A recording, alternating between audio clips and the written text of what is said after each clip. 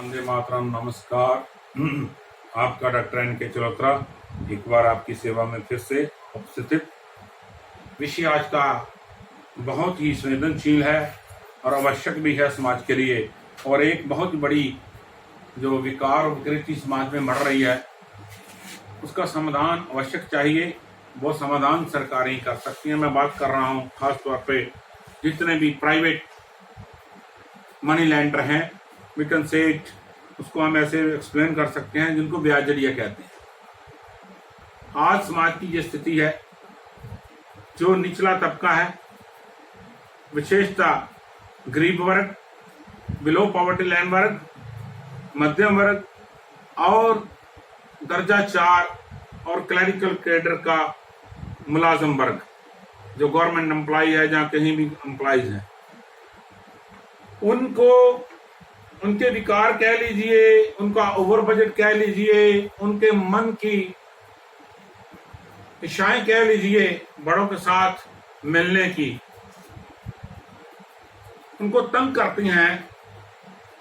मैंने आज दूसरे ने मोटरसाइकिल लिया, मैंने मोटरसाइकिल लेना है। दूसरे ने कार ली, मैंने कार लेनी है। दूसरे ने फ्रिज रखा, मैंने फ्रिज रखना है।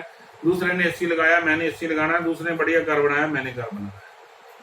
साधन नहीं होते, जहां उनकी कुछ ऐसी आपातकालीन दुविधाएं पड़ जाती हैं। कोई बीमार हो गया, कोई अचानक किसका डेथ हो गया, कोई और विवाह शादी बच्चों का आ गया, तो सरकार से लोन लेना तो इतना आसान नहीं होता बैंकों से। तो वो क्या करता है, वो जरिया उठाता है, अपनाता है प्राइवेट मनी लैंडर से 10 से 15% प्रति माह वो वहां से पैसा उठाता है, वहां से वो रुपया उठाता है। मान लीजिए उसको लाख रुपए की जरूरत है, तो 15,000 रुपया प्रति माह उसका ब्याज देना पड़ता है उसको। इस प्रकार वो उठाता है, उठाते ब्याज इतना बढ़ता जाता है, महीना दर महीना ब्याज टूटा तो उस पर मिश्रित ब्याज लगेगा, ब्याज पे ब्याज लगेगा।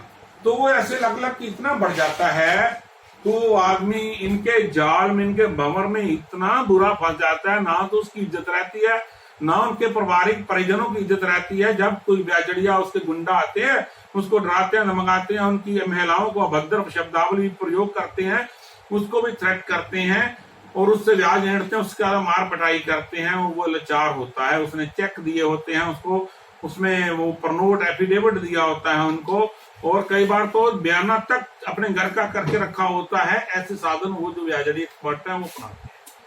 ये बहुत बड़ा विकार है। अभी चाहे सरकार ने इसके लिए कानून भी बना रखा है, लेकिन कोई इतनी जरूरत नहीं करता कि उनके खिलाफ बोले, उनके खिलाफ कोई किसी प्रकार का एक्शन ले।